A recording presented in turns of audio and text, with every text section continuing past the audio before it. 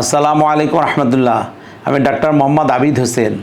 আমার লিখিত বইটি নবী মোর পরশমণি, এই বইয়ের যে ধারাবাহিক বর্ণনা চলতেছিল, আজকের পর্বে ইনশাআল্লাহ নবীজি সাল্লাল্লাহু আলাইহি সাল্লামকে যে কাফেররা অত্যাচার করত তার একটা ঘটনা বর্ণনা করব। কাফেররা যখন দেখলো শত উৎপীড়ন অত্যাচার সহ্য করে নবীজি সাল্লাল্লাহু আলাইহি সাল্লাম তার দাওয়াতের কাজ চালিয়ে যাচ্ছেন, তখন তারা দেখলো যে এটা তো একদিন বড় হবে এবং এটা তাদের মাথা ব্যথার কারণ হলো।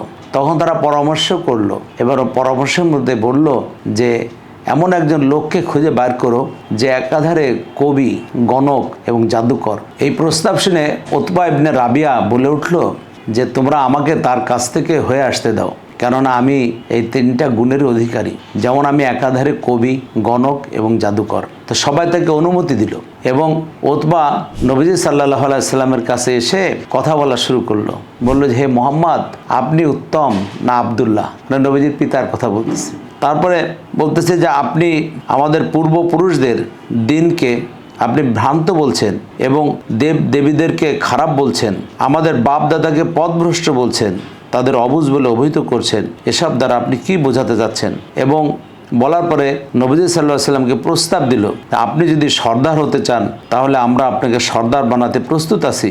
যতদিন আপনি জীবিত থাকবেন নেতৃত্ব আপনার হাতেই থাকবে। আর যদি আপনি সুন্দরী কোনো মেয়ের পাণিপ্রার্থী হয়ে থাকেন তাহলে আমরা কুরাইশদের সর্বশ্রেষ্ঠ সুন্দরীদের আপনার হাতে তুলে দিতে প্রস্তুত।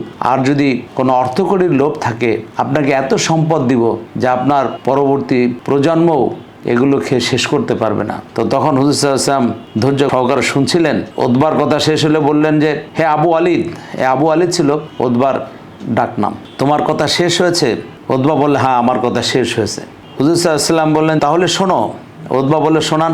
রাসূলুল্লাহ সাল্লাল্লাহু আলাইহি ওয়াসাল্লাম তখন হামিম সিজদার 1 থেকে 13 পর্যন্ত আয়াত তেলাওয়াত করলেন এবং উনি তেলাওয়াত করলেন হামিম সিজদা, এটা অবতীর্ণ পরম করুণাময় দয়ালুর পক্ষ থেকে। এটা কিতাব, এর আয়াতসমূহ বিশদভাবে বিবৃত আরবি কোরআন রূপে জ্ঞানী লোকদের জন্য সুসংবাদদাতা ও সতর্ককারী রূপে।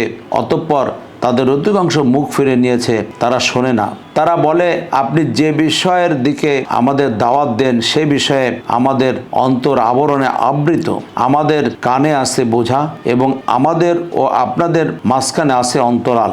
অতএব আপনি আপনার কাজ করুন এবং আমরা আমাদের কাজ করি। বলুন আমিও তোমাদের মতোই মানুষ, আমার প্রতি ওহী আসে যে তোমাদের মাবুদ একমাত্র মাবুদ, অতএব তার দিকে সোজা হয়ে থাকো এবং তার কাছে ক্ষমা প্রার্থনা করো। আর মুশরিকদের জন্য রয়েছে দুর্ভোগ, যারা জাকাত দেয় না এবং পরকালকে অস্বীকার করে। নিশ্চয়ই যারা বিশ্বাস স্থাপন করে ও সৎকর্ম করে তাদের জন্য রয়েছে অপরন্ত পুরস্কার।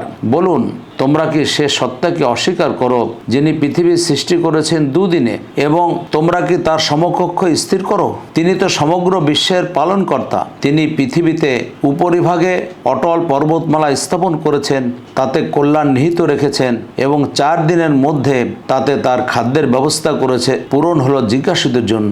অতঃপর তিনি আকাশের দিকে মনোযোগ দিলেন যা ছিল ধূম্রকুঞ্জ।